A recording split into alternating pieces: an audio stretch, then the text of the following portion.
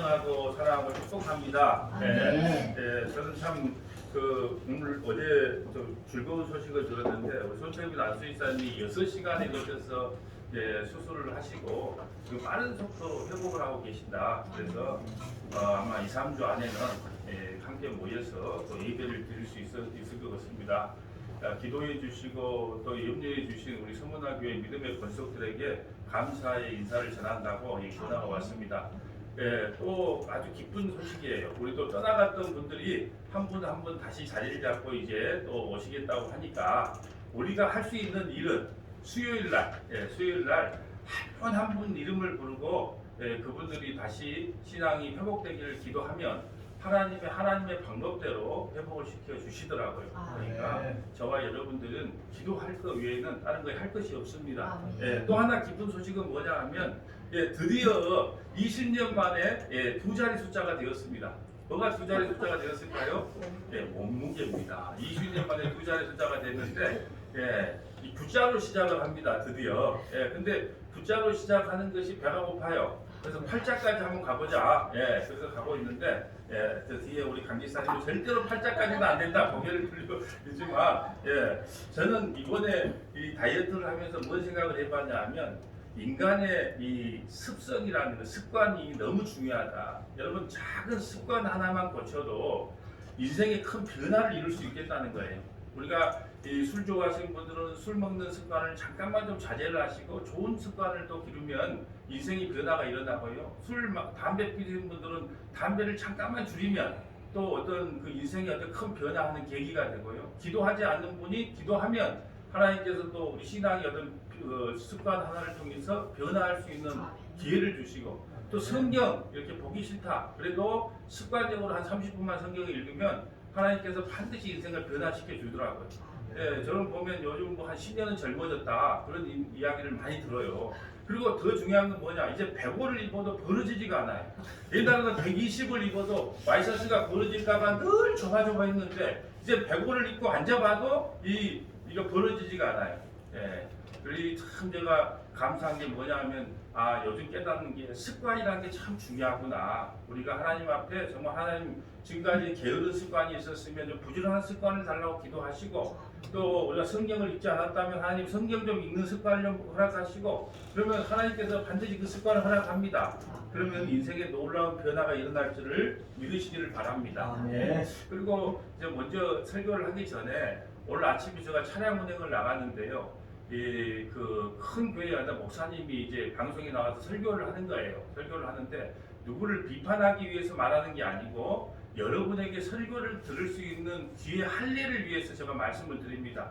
8.15 광복절 설교를 하는데 이렇게 설교를 해요. 우리가 하나님 앞에 범죄했기 때문에 하나님께서 이 36년간 일제 치하를 허락했다. 우리가 하나님 앞에 범죄하지 않으면 우리는 그런 시련을 다시는 겪지 않고 하나님 나라의 제사장 나라가 될 것이다. 우리나라가 이렇게 설교를 해요. 얼마나 사람들이 다 은혜를 받겠어요. 그래 범죄하지 않아야지. 그래서 우리가 대한민국이 제사장 나라가 돼야지. 막 눈물 흘리고 아마 은혜를 받았을 거예요. 그러면 여러분이 잠깐만 좀 생각을 해보세요.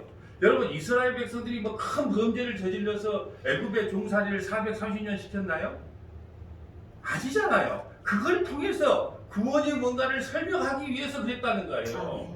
이것을 가지고 성경을 그렇게 대입하면 안 된다. 그런데 거의 모든 성도들이 그런 설교를 들으면 어떻게 가요? 그래, 우리 대한민국이 범죄하지 않아야지. 일제치하 36년 동안 그런 고난을 당하지 않아. 그러므로 앞으로 우리가 절대 하나님을 범죄하지 말자. 그래야 하나님께 귀하게 쓰이는 제사장 나라가 되지. 그리고 두 집을 불꽃 씻고 은혜 받았다고 나갈 거예요. 과연 성경이 그런 이야기를 하고 있었을까요? 아니라는 겁니다. 그런데 이 귀의 할례를 받지 않으면 그게 바로 옳은 설교인지 그릇된 설교인지 모르는 거예요. 여러분 제사장 나라는 우리가 아무리 잘해도 대한민국은 제사장 나라가 될 수 없는 나라예요. 왜 그런 줄 아세요? 이스라엘 나라만 제사장 나라예요. 그 나라를 통해서 교회가 뭔지를 설명하기 위해서 잠시 제사장 나라도 사용했단 말이에요. 이제는 제사장 나라가 문제가 아니고 우리가 바로 하나님 나라의 제사장인 거예요. 우리 교회가 그걸 깨달아야 된다는 거예요. 그런데 우리가 아직도 그런 귀가 열리지 않아서 아이고 그래야지 고개를 끄덕거렸다면 여러분은 아직 귀에 할 일을 덜 받았다는 거예요. 그래서 여러분 설교를 들을 때도 과연 저게 성경적인가를 분별할 줄 알아야 돼요. 비판이 아닌 분별할 줄 알아야 된단 말이에요. 여러분 베레아 사람들은요 사도 바울이 설교를 했는데도 과연 그게 성경적인가 참고를 했단 말이에요. 그런데 하물며 목사님 말은 다 맞겠지 그렇게 하면 안 된단 말이에요. 설령 문목사가 설교를 해도 그게 과연 성경적인가 한번 되새겨봐야 된다는 거예요. 그런 거 이 말씀을 잘 들으셔야 됩니다. 여러분 오늘 저는 무엇이 하나님의 일입니까? 라는 제목으로 하나님 말씀을 선포하겠습니다. 여러분 사람들은요 일하면 인간들은요 일하면 무언가를 해야 되는 것이 일이라고 생각해요. 왜냐하면 인간의 의식 구조가 일이란 내가 무엇을 해야 하는 것으로 입력되어 있기 때문에 그래요. 그런데 이런 일의 개념이 신자와 불신자 간의 차이가 있어요. 신자와 불신자의 일에 대한 개념은 믿음과 종교성으로 나타납니다. 신자에게는 믿음으로 나타나고 불신자에게는 종교성으로 나타나요. 여러분 먼저 믿음과 종교성에 대해서 살펴본 후에 하나님의 일이 무엇인지를 한번 살펴보도록 하겠습니다. 여러분 신자는요 예수 안에 있는 사람을 신자라 그럽니다. 불신자는요 아담 안에 있는 사람을 불신자라 그래요. 그럼 어떤 분들은 그래요. 그럼 목사님 아담은 지옥 갔습니까? 또 이렇게 말하는 사람이 있어요. 아니에요. 아담은 예수님께서 입혀주신 그 가죽옷을 통해서 구원받았어요. 그런데 내가 말씀하고 싶은 것은 뭐냐? 아담이라고 하는 것은 예수 안에 없는, 예수 안에 있지 않는 모든 사람을 아담이라고 지칭을 합니다. 여러분 하나님은요 인간을 아담 아니냐 예수 아니냐 두 분류로 분리해서 대하세요. 하나님은 아담 안에 있는 사람은 법으로 대하고 예수 안에 있는 사람은 은혜로 대합니다. 다른 말로 할까요? 법으로 대하면 죽음이 찾아오고 은혜로 대하면 영생이 찾아옵니다. 왜냐하면 아담의 세계는 법의 세계이고 예수님의 세계는 은혜의 세계이기 때문에 그래요. 아담 안에 있는 사람은 법이 지배하고 예수 안에 있는 성도는 은혜가 지배합니다. 법은 책임이 동반되고 은혜는 용서가 동반됩니다. 무슨 일이든 법 아래서는 자기가 책임을 져야 하고 은혜 안에서는 예수님이 다 책임을 져 주시는 거예요. 그래서 누구든지 대접받고자 하는 대로 너희도 남에게 대접하라는 뜻은 너희가 사람들에게 좋게 대접해야 그 사람도 나를 좋게 대접하지 그런 말이 아니고 너희가 율법으로 대접받고 살기를 원하느냐 아니면 은혜로 대접받고 살기를 원하느냐. 여러분 율법으로 대접받으면 다 죽음이라니까요. 법대로 하면. 근데 은혜로 대접받았기 때문에 우리가 구원받은 거예요. 그래서 여러분이 뭘로 대접받고 싶으냐? 은혜로 대접받고 싶어요. 그러면 너희들도 남에게 뭘로 대접해라? 은혜로 대접해라. 그런 말이란 말입니다. 그러므로 아담 안에 있는 사람에겐 법이 따라다니면서 넌 어떻게 살았느냐? 넌 할 일을 다 하고 살았느냐? 너는 하나님의 말씀대로 살았느냐고 추궁을 하면서 따라다녀요. 예수 믿는 사람답게 살았느냐? 목사답게 살았느냐? 장로답게 살았느냐? 권사답게 살았느냐? 추궁을 하고 따라다녀요. 누구 안에 있는 사람은요? 아담 안에 있는 사람은. 하지만 예수 안에 있는 성도는요 은혜가 따라다니면서 너희의 잘못을 예수님이 다 감당하셨다라고 알려주면서 따라다닙니다. 여러분 마치요 중학교 때 중고등학교 때 패싸움을 해서 파출소에 끌려갔어요. 제가 그랬다는 게 아니에요. 패싸움을 해서 파출소에 끌려가는데 엄마가 찾아와서 그래요. 무릎을 꿇고 경찰한테 무릎을 꿇고 이게 다 내 잘못입니다. 모두가 다 내 잘못입니다. 그래서 경찰관이 그 엄마의 말을 듣고 석방을 시켜주는 것과 마찬가지입니다. 예수님이 우리가 죄를 지을 때마다 무릎을 꿇고 하나님한테 무릎을 꿇고 모두가 내가 대신 죄를 지은 겁니다. 서문화교회 믿음의 권석들이 죄진 거 그거 내가 대신 죄진 겁니다. 하나님 앞에 무릎을 꿇음으로 말미암아 우리가 구원을 받은 거예요. 그것을 은혜라고 합니다. 그러니 예수 안에 있는 성도는 자기가 책임져야 할 것을 예수님이 대신 책임져 주셨다는 것을 아느냐라는 그 믿음이 요구되는 거예요. 그래서 예수님께서는 수고하고 무거운 짐진 자들아 다 내게로 오라. 왜요? 내가 법으로 대하지 않고 은혜로 너희를 대하기 때문에. 이렇게 되면 세상에는 자기가 책임을 지는 인간이 있고 자기를 예수님이 책임져 주는 인간이 있는 셈입니다. 자기가 자기를 책임지는 것은 자기가 주인이기 때문에 그래. 여러분 왜 불신자들이 지옥 간 줄 아세요? 인역의 죄는 자기 죄는 자기가 책임지기 때문에 지옥을 갑니다. 그런데 자기 죄를 예수님이 대신 책임져 주는 것은 예수님이 주인이기 때문에 예수님이 대신 우리의 죄를 져주기 때문에 우리가 구원을 받는 거예요. 여러분 법 아래 있는 사람은 죽고 사는 모든 문제를 자기가 책임을 지고 살아야 하니 힘이 듭니다. 하지만 은혜 아래 있는 성도는 죽고 사는 모든 문제를 예수님이 대신 책임져 주시니까 어떤 환경에서도 두려움 없이 살아가게 됩니다. 여러분 두려움을 주는 것은요, 마귀가 여러분을 협박하는 제일 강한 무기가 뭐냐면 두려움이에요. 마귀가요 여러분에게 주는 제일 큰 협박이 뭐냐면 두려움이라는 거예요. 아, 사업이 망하면 어쩌지? 두려움을 줍니다. 자식이 잘못되면 어쩌지? 두려움을 줘요. 병들면 어쩌지? 두려움을 줍니다. 자꾸 두려움을 주는 거예요. 누가요? 마귀 사탄이 우리에게 두려움을 줍니다. 이걸 다른 말로 할까요? 법 아래 있는 사람은요, 이 두려움에서 벗어나지를 못해요. 늘 두려워요. 하나님께서 혹시 나를 심판하면 어떨까? 나에게 저주하면 어떨까? 늘 두려움 안에 살아요. 여러분 원칙적으로 법 아래 있는 사람이나 은혜 안에 있는 사람이나 죄 아래서 태어났기 때문에 동일하게 죽어야 합니다. 하지만 법 아래 있는 사람은 자기 죄값으로 자기가 죽어야 하고, 은혜 안에 있는 성도는 그 죄값을 예수님이 대신 담당해 주시기 때문에 구원을 받는 거예요. 이것을 남면 버전으로 한번 해볼게요. 남면 버전. 예, 금오도 남면 버전으로 해볼게요. 인역이 죄를 짓고 인역이 책임을 지는 사람이 있는가 하면, 인역이 죄를 지었는데 예수님이 대신 책임을 져준 사람이 있다는 거예요. 인역이 죄를 지었는데 인역이 책임지는 사람은 지옥 가야 되는 사람이고, 인역이 죄를 지었는데 예수님이 대신 책임져 주는 사람은 구원받은 사람이에요. 똑같이 죄를 지었는데 한 사람은 예수님 때문에 살고 한 사람은 자기 죄값으로 죽습니다. 여러분 그래서 오늘 살펴볼 내용이 뭐냐 하면 하나님의 일이에요. 여러분 하나님의 일은 자기 백성이 영생을 얻게 하는 것이 하나님의, 오직 자기 백성이 영원한 생명을 얻게 하는 것이 하나님의 일인데, 그 방법은 오직 예수 믿는 것 위에 다른 길이 없다는 거예요. 그래서 하나님의 일이 뭐냐? 예, 바로 예수 믿는 것이 하나님의 일이에요. 인간들은 하나님의 일이라고 하면 자기가 뭘 해야 된다고 생각을 하는 거예요. 내가 어떻게 해야 영생을 얻습니까? 그러니까 하나님의 일조차도 내가 무엇을 해야 된다고 자꾸 생각을 하는 거예요. 하나님의 일은 하나님이 하라고 하는 것을 하는 것이 하나님의 일이에요. 예수님께서 제자들에게 하나님의 일을 가르쳐 준 것은 제자들이 자기 생각으로 알고 있는 일이 하나님의 일이라고 착각을 하고 있기 때문에 하나님의 일이 무엇인가를 가르쳐 준 거예요. 그래서 너희들이 생각하는 그런 일 말고 내가 가르쳐 준 일을 하라고 주님께서 말씀해요. 여러분 자기가 생각하는 신앙생활을 하면요, 그것이 바로 우상 숭배가 되는 거예요. 여러분 왜 우리가 말씀을 알아야 되는 줄 아세요?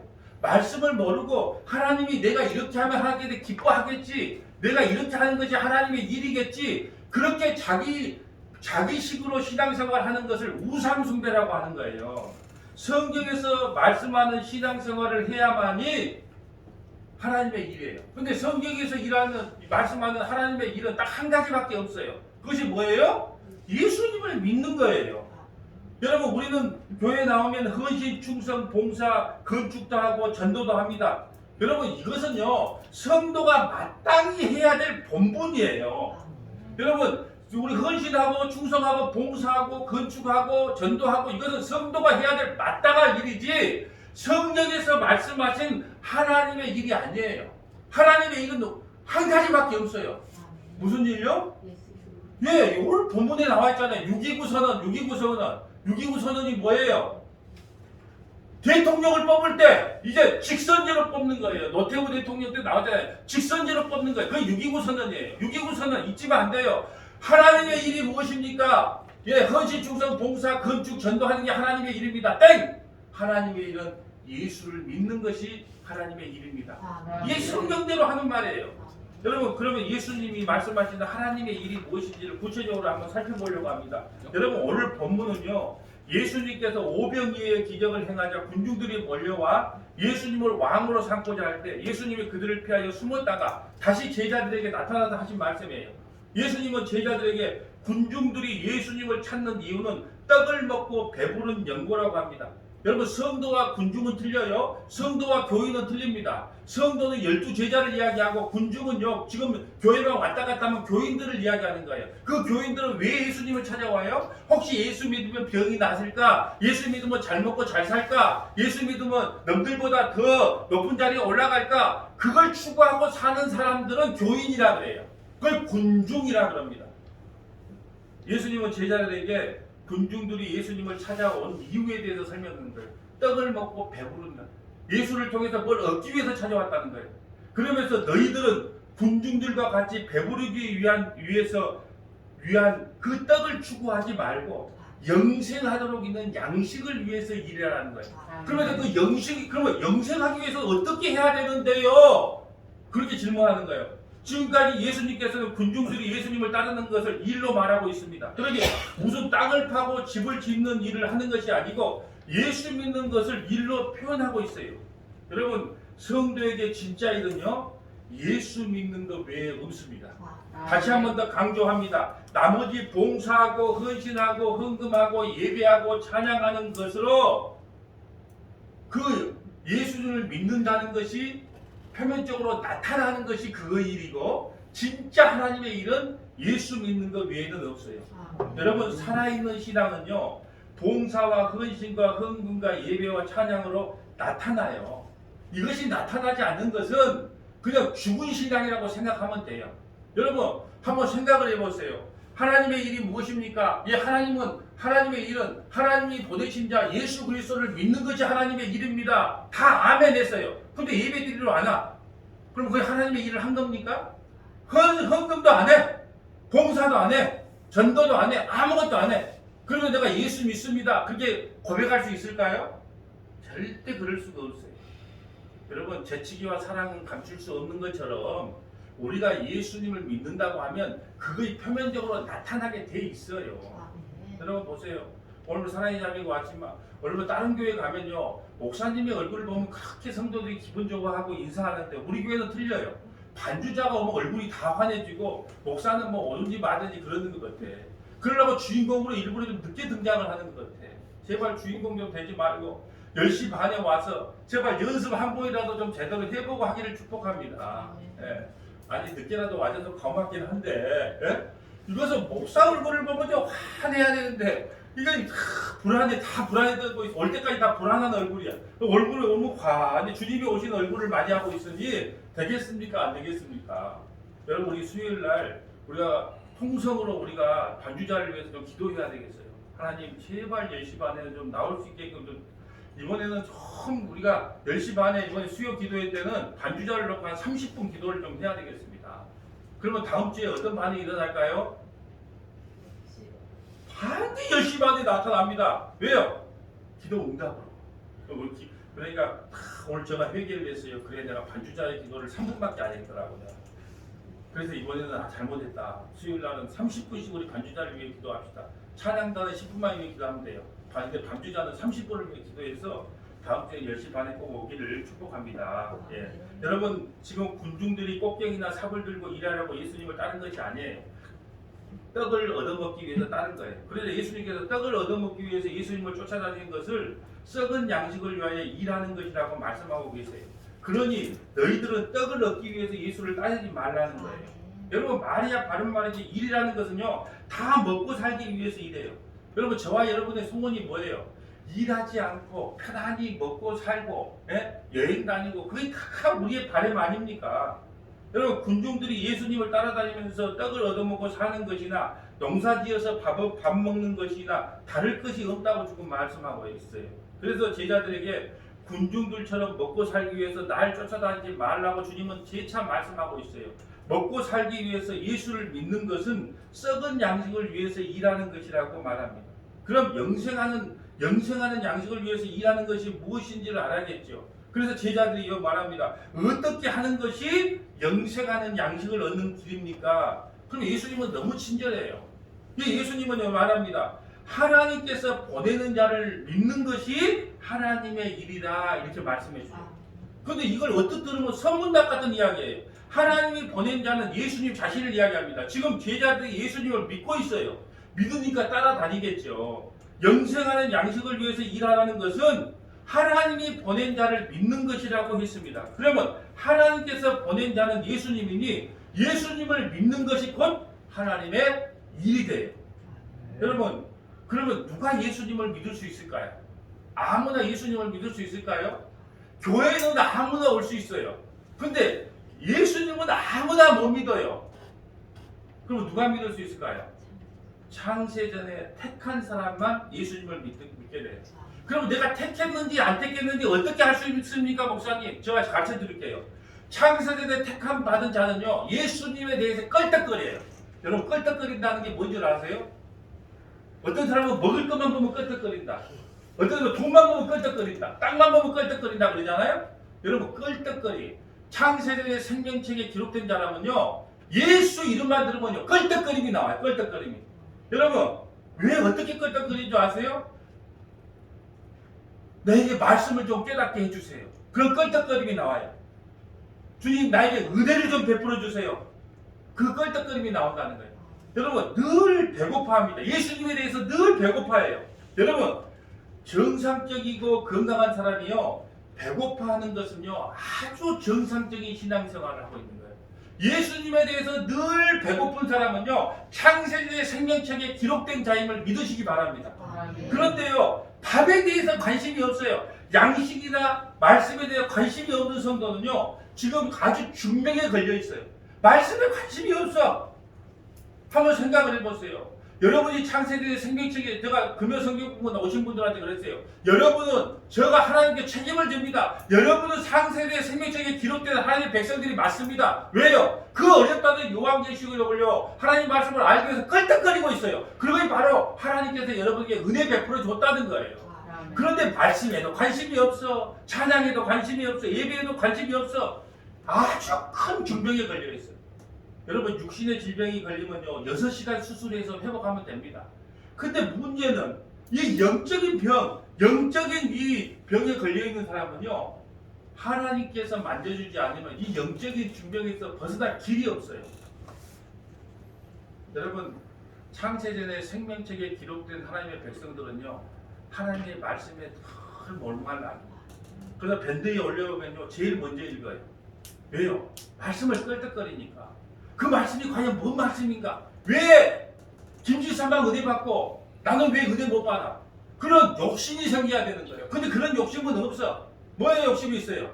오늘 연봉 좀 이번 주에도 오르려나? 기름값 좀 떨어졌나 이번에? 우리 아파트값 좀 올랐나? 늘 머릿속에 그거야.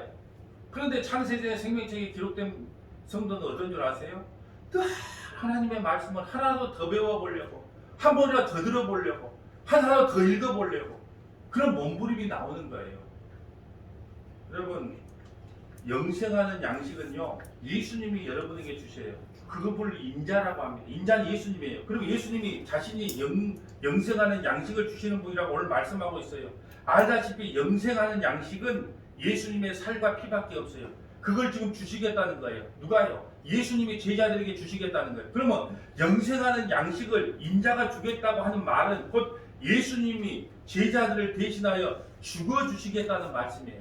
한번 잘 들으세요. 내가 너에게 영생을 줄게, 제자들에게 이 말씀을 하는 것은 내가 너를 위해 죽어줄게. 다른 말로 할까요? 내가 서머나교의 믿음의 권속들을 위해서 내가 대신 죽어줄게. 그 말씀을 하고 계시는 거예요. 여러분, 이해가 되십니까? 여러분, 제가 하나님 앞에 설교 이렇게 기도를 했어요. 하나님, 설교할 때도요, 일상의 영어로 좀 이렇게 하면 안 될까요? 좀 성도들이 다 이해할 수 있는 일상의 영어로 좀 설교하면 안 될까요? TV 강사처럼 이렇게 좀 설교하면 안 될까요? 여러분, TV 강사 그래요. 남편이 그럽니다. 와가지고, 여보, 오늘 냉장고에서 맛있는 거 좀 해먹자 집에서. 그러면 각시가 그래요.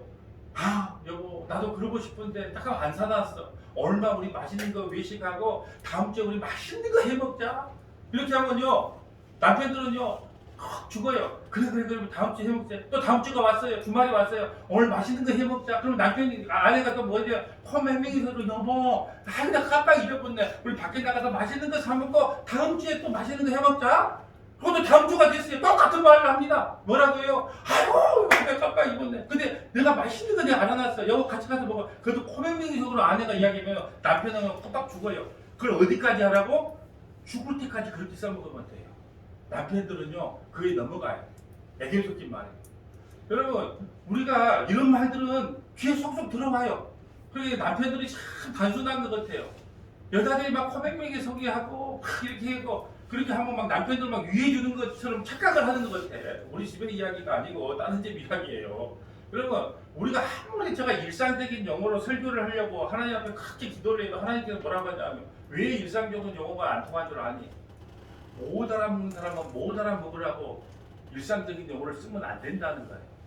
이 말씀을 듣고 아 하나님의 일이 이거구나라고 깨닫는 성도가 있으면 그걸 못 깨닫는 성도가 있는 게 당연하다는 거예요. 그래서 하나님의 말씀은 모든 사람의 것이 아니에요. 귀에 할례를 받은 성도만 이 말씀을 알아먹어요. 그러므로 있는 자는 계속 풍성해집니다. 아 이게 그 말씀이었어 그 말씀이었어. 없는 자는요 그 있는 은혜 옛날 초등학교 때 은혜 받았던 거 중학교 때 받았던 거 그거 조금씩 쓰다가 나중에 이제 바닥이 나요. 여러분 제발 하나님의 말씀에 욕심을 낸 그런 서문화교회 성도들 되기를 축복합니다.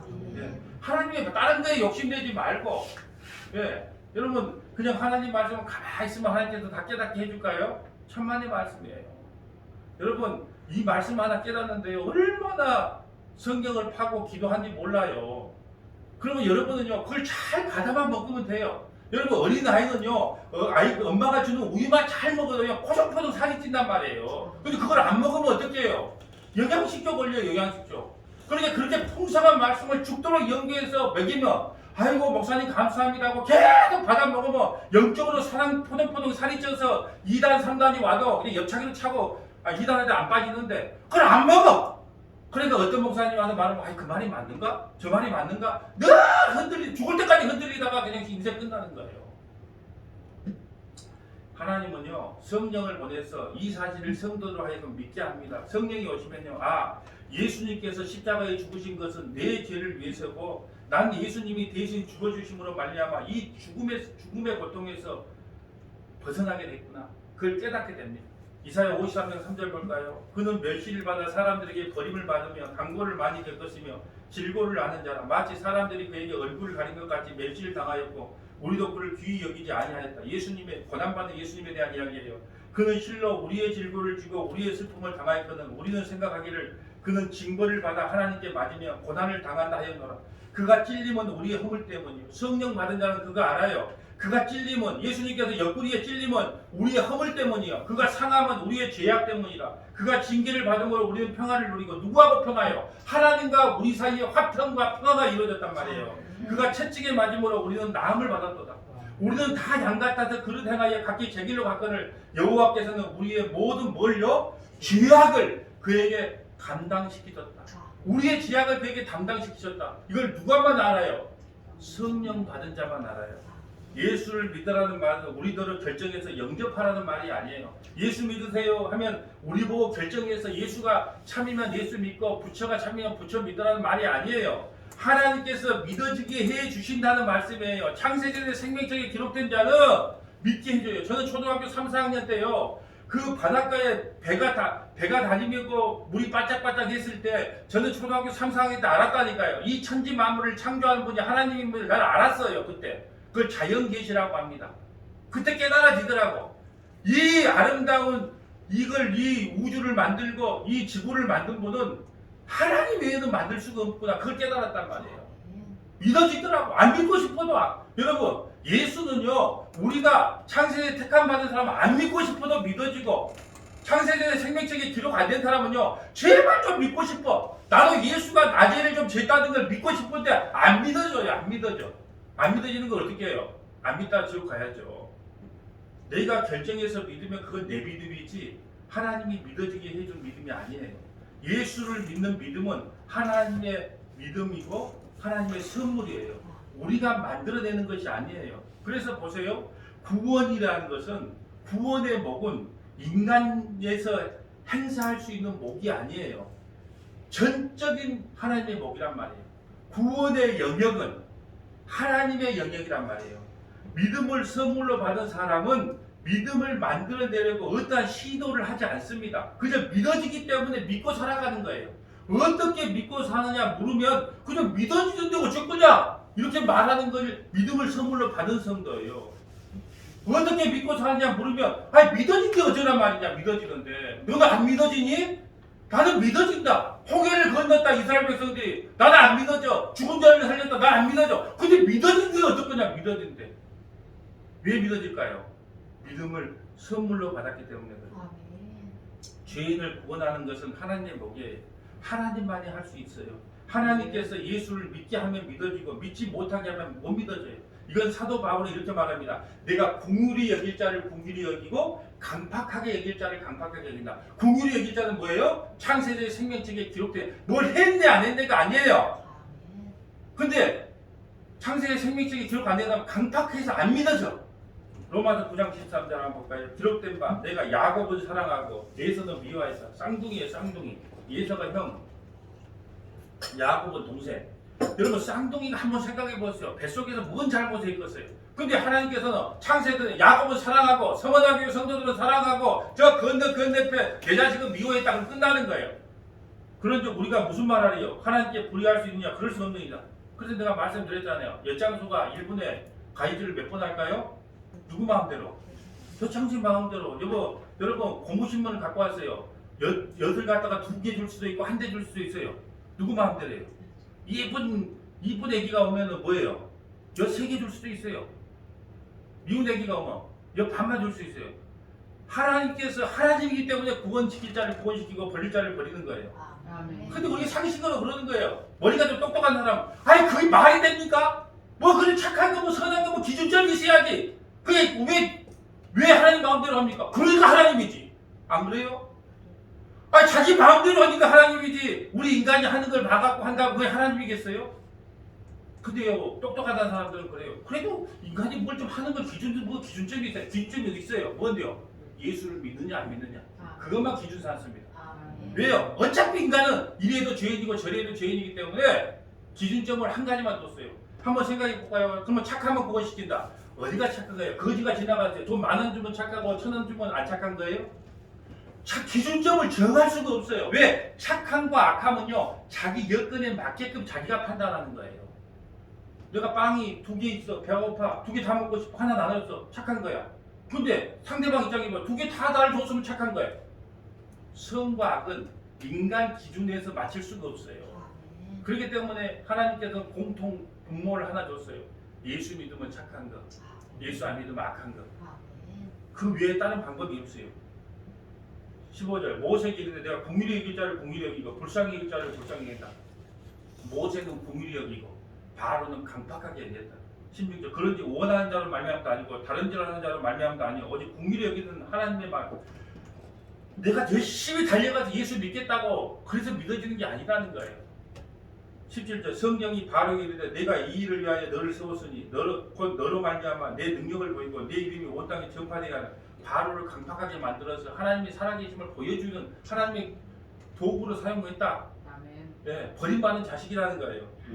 18절 그런즉 하나님께서 하고자 하는 자를 긍휼히 여기시고 하고자 하는 자가 누구예요? 성원하게 믿음의 것을 긍휼히 여기시고 하고자 하는 자를 위하여 하느니라.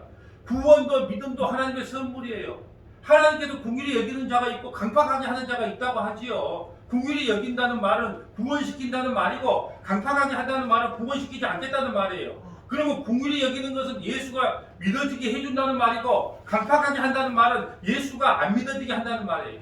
그러니 예수 믿고 안 믿고는 전적으로 하나님이 하시는 일이란 말이에요. 하나님 한마디로 인간의 소관, 인간들의 소관 밖의 일이라는 거예요.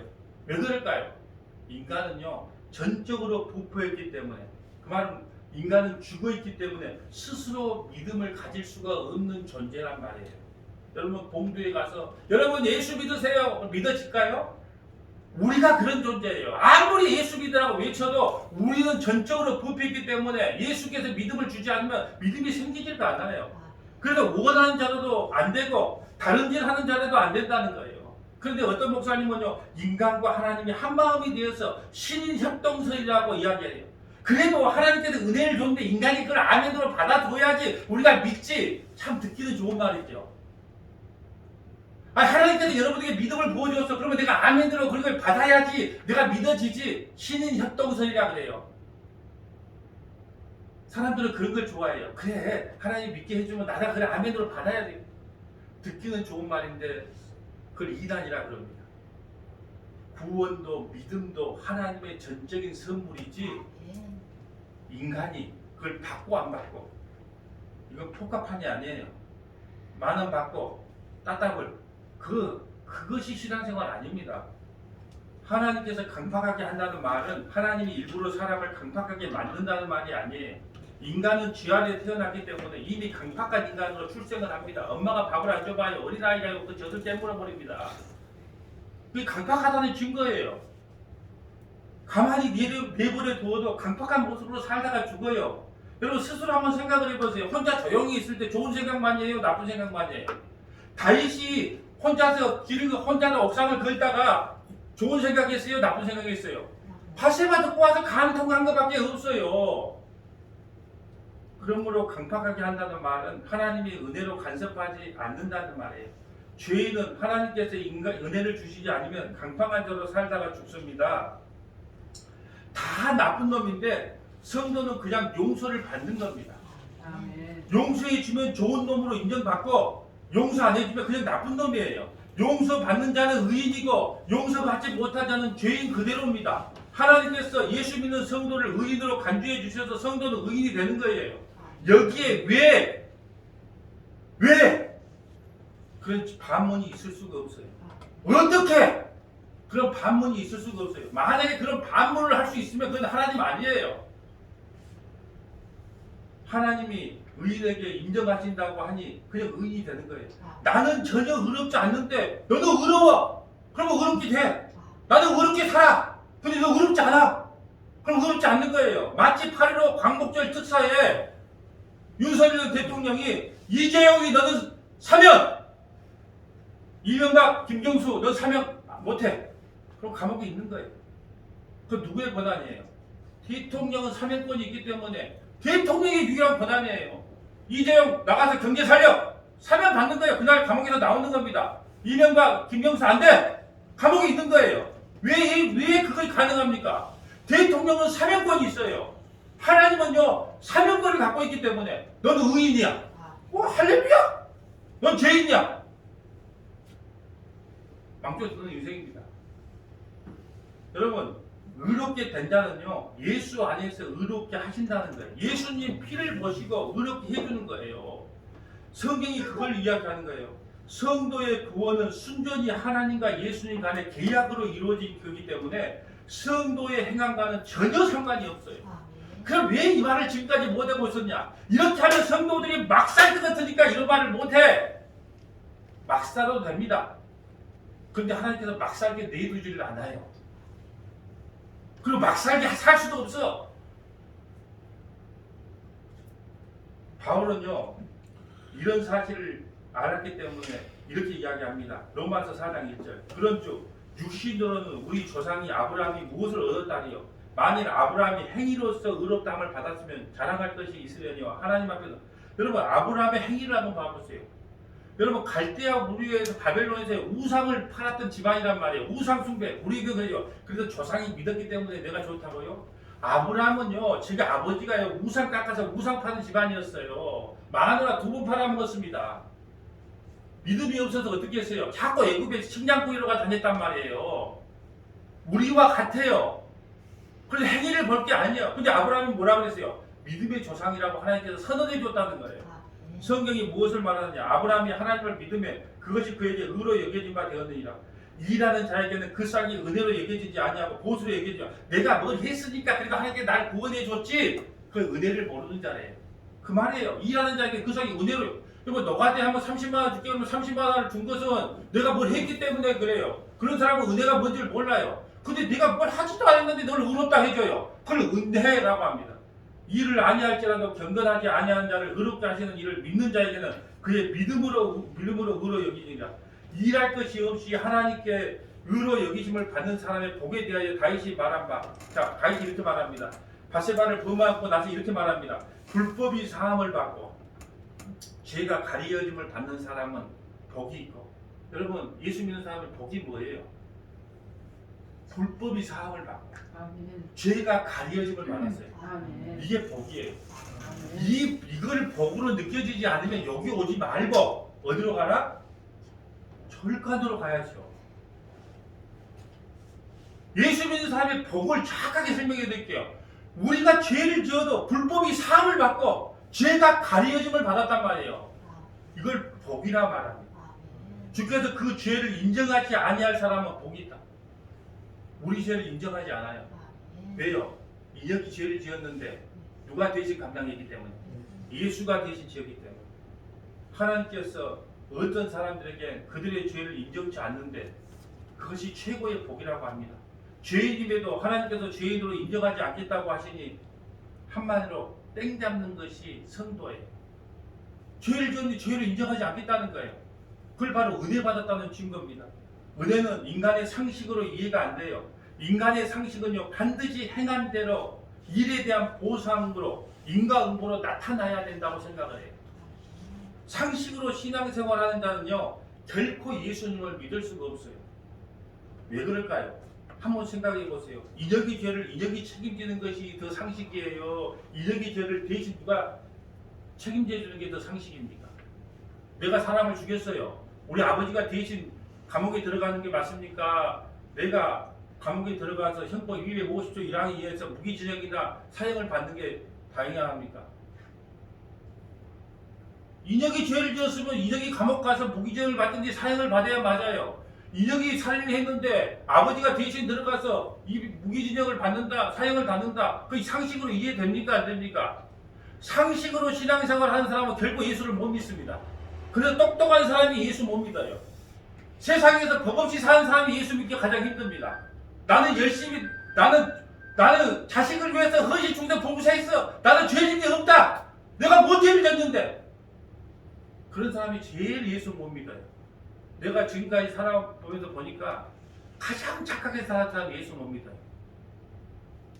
근데 세상에 개차반같이 살다가 너 죄인이다. 생각해보니까 죄인은 맞거든. 그래서 꼬꾸라져서 정말 하나님의 종으로, 하나님의 백성으로 쓰임받은 사람 많이 봤습니다. 인간의 상식은요, 경건하게 살아야 경건한 자라고 인정을 해줍니다. 그런데 하나님의 법은요, 인간의 경건과 상관없이 예수 안에 있으면 경건한 자로 간주해줍니다. 경건치 않은 자를 의롭다 하시는 이 법칙은 인간에게는 반칙으로 보여요. 아니, 경건하지 않은데 왜 경건하게 해? 경건하다고 인정을 해줘. 그건 반칙 아니야? 인간의 행함과 상관없이 예수님의 행함으로 의롭게 되었다고 말해줍니다. 분명히 우리의 행위와 상관없이라고 말해주었어요. 성경은. 예수님이 행한 것을 믿으면 되는데 믿음이 없으니까 자꾸만 자기 쪽에서 뭔가를 발생해서 행함을 붙잡고자 하는 것이 인간들의 모습이에요. 말씀을 정리합니다. 아직도 자기를 부인하지 못하고 있다는 증거가요, 자꾸 예수님이 하시는 일을 바라보지 않고 내가 무엇을 했는가를 바라보는 거예요. 우리는 성경을 보기 전까지는 자기가 죄인임을 몰랐어요. 왜냐하면 성도들은 내가 이 정도 기도하면 칭찬을 받을 것이라고 착각을 하고 살아요. 내가 이 정도 봉사하면 하나님께서 칭찬해 주시고 복을 주실 거라고 착각하고 삽니다. 내가 이 정도 충성하고 헌금하고 전도했으니까 하나님께서 반드시 복을 줄 거라고 착각하고 살아요. 왜요? 이는 자기 행위를 의롭게 여겼기 때문에 그래요. 자기 행위가 착각하고 생각하는 것은 자기가 죄인이라는 사실을 모르고 있다는 증거예요. 그런데 성경을 펴니까 의인은 없나니 하나도 없다고 합니다. 인간은 전적으로 타락하였다고 합니다. 인간에게선 하나님이 바라는 의가 나올 수 없다고 말씀하고 있어요. 그러면 내가 지금까지 의로운 일이라고 여겼던 종교적 행함들이 하나님 앞에서 다 쓰레기 같은 것이라고 그것을 알게 돼요. 하나님의 일은 내가 죄인임을 알고 예수님의 살과 피에 늘 목말라 있는 겁니다. 여러분은 절대로 여러분 자신을 믿지 마세요. 예수님이 나를 위해 해주신 일과 그것을 나의 의라고 전가시켜준다는 말, 예수님이 하신 일을 내가 한 일로 전가시켜준다고 하는 그 사실만 믿으시기를 축복합니다. 아멘. 여러분은 여러분을 믿는 순간에 나가는 순간에 여러분 때문에 실망해서 낙심하고 좌절하고 두려움이 찾아옵니다. 여러분이 두려움이 찾아와요. 왜요? 여러분을 믿는 순간에 나가면 내가 이러고도 장로 맞아, 목사 맞아, 이러고도 집사 맞아. 낙심이 바로 찾아옵니다. 그 낙심과 함께 뭔가 플러스돼서 온 줄 알아요? 두려움이 찾아와요. 그럴 때마다 여러분이 뭐라고 선언해야 돼요? 뭐라고 선언해야 됩니까? 나의 죄와 허물은 예수께서 대신 지셨다. 이 두려운 마음아 썩 꺼져라. 이렇게 선언하는 저와 여러분 되시기를 주님의 이름으로 간절히 축복합니다. 아멘.